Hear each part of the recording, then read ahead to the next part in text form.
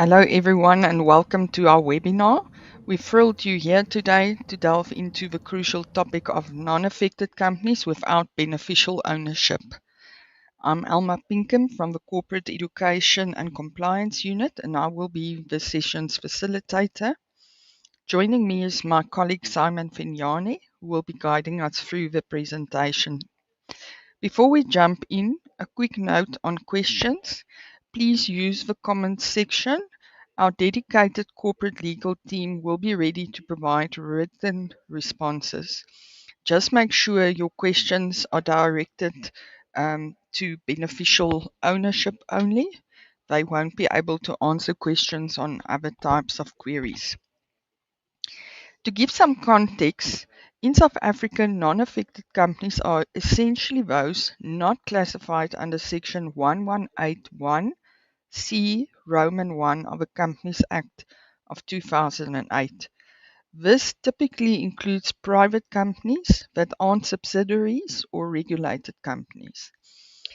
It also includes non-listed public companies and non-profit companies.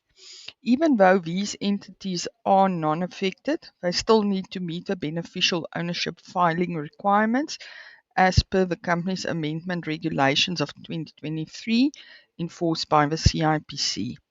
So let's get started. Simon, please continue with your presentation. Thank you very much, Alma. And then good morning to everyone. The topic for today is non-affected companies without beneficial ownership. So on these slides is our agenda. I'm not going to go through the whole agenda. So now the first question is that who really owns the business? Beneficial ownership is not just about names on paper, but rather about beneficial owners behind the scene. These are the people who truly control the business and benefit from its profits. Now, who can be declared as a beneficial owner in terms of beneficial ownership? One, we have major shareholders, people that own a large portion of the company, even through another company or trust. It can be ultimate decision makers. These are the people who control the company's actions, even if they are not even if they are not directors of the companies. We also have trust beneficiaries, people who benefit from a trust that owns the company. Lastly, we also have silent partners, investors that are not publicly involved but still profit from the business. So now, when can one file this beneficial ownership? Business must file beneficial ownership every year, whether there were changes or not.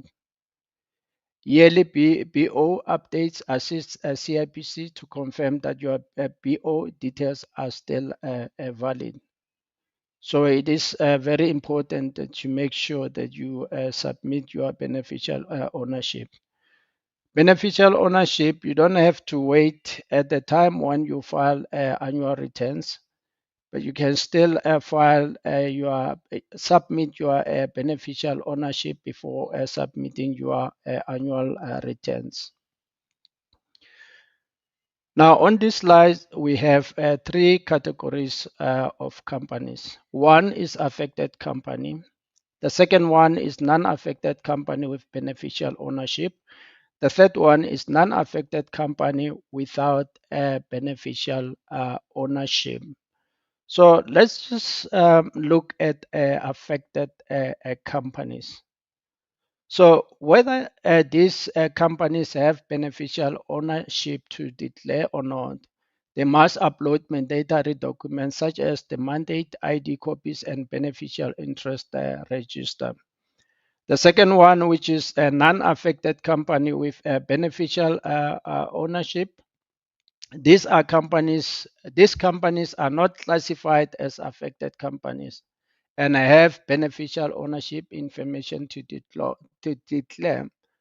The standard BO registered requirements apply in this case. The third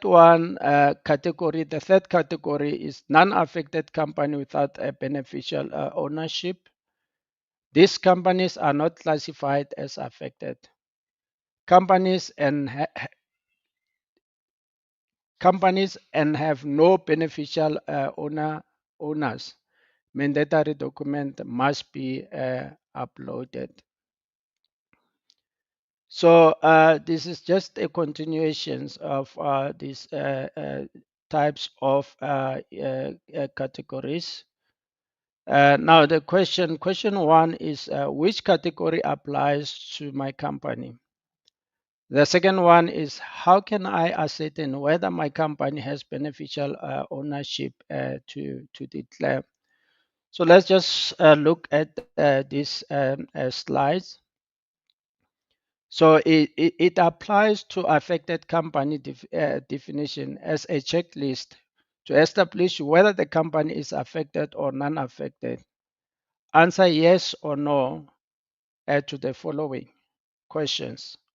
First one, is the company a public company? Is the company a state-owned company? Did the private company transfer more than 10% of its securities within 24 months before the declaration? Is the private company majority owned or controlled by an affected company? The last question is the private company a subsidiary of an affected company? So the declaring company is an affected company if the answer to any of the preceding questions is yes. If it's yes, then you need to choose that relevant category. Now, on these slides is that how to ascertain whether a non-affected company has a beneficial ownership to declare. So these are the questions that one has to answer. Does one person hold securities for the beneficial interest of another natural person? Secondly, is there a person who exercises or has control over more than 5% of the voting rights in the company? Is there a person with the right to appoint and remove directors of the company? Lastly, is there a person that have the ability to materially influence the management of the declaring company? So will indicate that the company is non-affected with a beneficial ownership. And no answer to all of the above questions indicates that the company is non-affected without a beneficial ownership. So now on these slides is that we have different company types require different documents for uploading. And then the presentation will only focus on the documents required for a non-specific company without a beneficial ownership. So which are the documents? Which documents are required to be filed for this type of company? These companies, in most cases, are the sole shareholders and sole directors. So there is no other influence control profit sharing agreements or persons deriving benefits from this company. So in this case, it's just in most cases these are sole shareholders or is the only director in that company. So no any other influence in those companies. So what is required here is that a declaration, which is a mandate, is mandatory. The mandate must be signed by 50% plus, of the members. The security register is also a mandatory when it comes to this type of a company.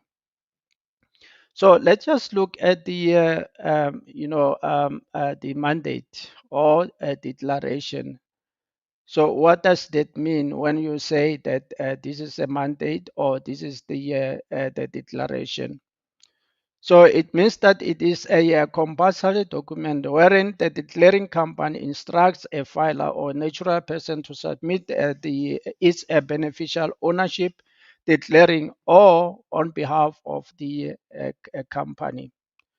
So let's just quickly look at the mandate. I mean the contents of the mandate. A mandate must be in the form of a letter. It can be a resolution or a power of attorney on a declaring company's letterhead. So we don't have exactly a specific, design or, that you can use, but you can always come up with your own, design or a letterhead of the company. And then a mandate is given to an individual or a natural person, as indicated in the previous slides. It must be signed by 50% plus of the company directors. If it comes to a close corporation, all members of the close corporation, to those we still have a close corporation, they can all sign this mandate or this resolution. Now let's quickly look at the certification requirements for documents in terms of the practice note number 2 of 2022. So certification of documents, including the ID documents filed with the CIPC, may not be older than 3 calendar months. So if it's older than 3 months, obviously that application will be rejected, or they will send out, they will be obviously rejected, and then or they will send out a notice, but it will not be processed. Only one ID or passport may appear on a single page. And in the case of the South African ID card, both sides have to be scanned in on the same single page. That one only valid issued passport will be accepted. No asylum seekers temporary residence documents will be accepted as a valid confirmation of the identity. So what are the certification requirements for South African documents?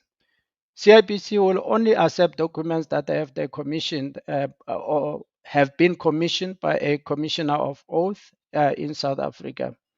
The following information of the commissioner of oath must appear on the documents. The first thing is the full name and surname, business address, signature, destination. Documents certified by police officials also need to indicate the person rank and a rank number, as well as the date of certification is very important.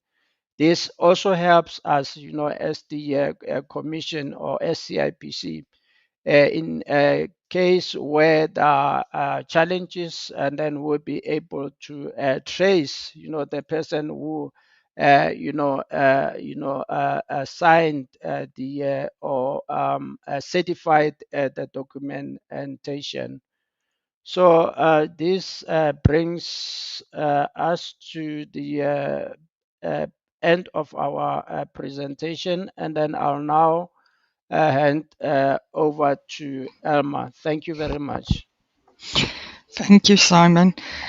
I just want to make uh, our listeners, viewers, aware that one can now file annual returns on its own. There isn't a hard stop anymore, it's been removed. So please file your annual returns. And um, we are very happy that you joined us today. If you have more questions, please send it to the beneficial ownership query email address that they can assist you. You can also go to our website because there are step-by-step guides with much more information to assist you to submit the correct documentation. A huge thank you to you for your time that you've spent with us today. We hope the webinar has demystified the beneficial ownership filing requirements for non-affected companies without BO. You must have a wonderful day and goodbye.